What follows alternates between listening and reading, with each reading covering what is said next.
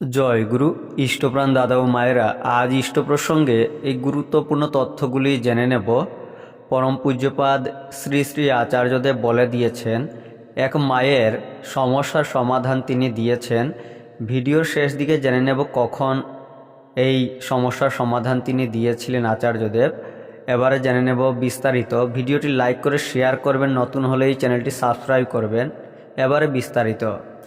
উত্তর দিনাজপুর থেকে এক পরিবার এসে প্রণাম নিবেদন করে জানালেন নতুন বাড়ি বানাবেন, কিন্তু নানান বাধার সম্মুখীন হচ্ছেন। শ্রী শ্রী আচার্যদেব বললেন, আপনি কজন সন্তানের মা? সেই মা জানালেন, আজ্ঞে আমার 2জন সন্তান। এরপর আচার্যদেব বললেন, বাচ্চা হওয়ার সময় কষ্ট হয়েছিল নিশ্চয়, আর তাই জন্যই তো সন্তানের অস্তিত্ব এত সুখের। তাহলে এইবারও তেমন বাধা হবে, কষ্ট হবে, কিন্তু লেগে থাকতে হবে, সব হয়ে যাবে। যেমন মনে করো সবজি রান্না হচ্ছে, নিচে আগুন আছে, তার উপরে কড়াইয়ের বাধাটা যদি না থাকতো, সব সমেত গিয়ে তো আগুনের মধ্যেই পড়তো। কড়াইয়ের বাধা আছে বলেই রান্নাটা হচ্ছে।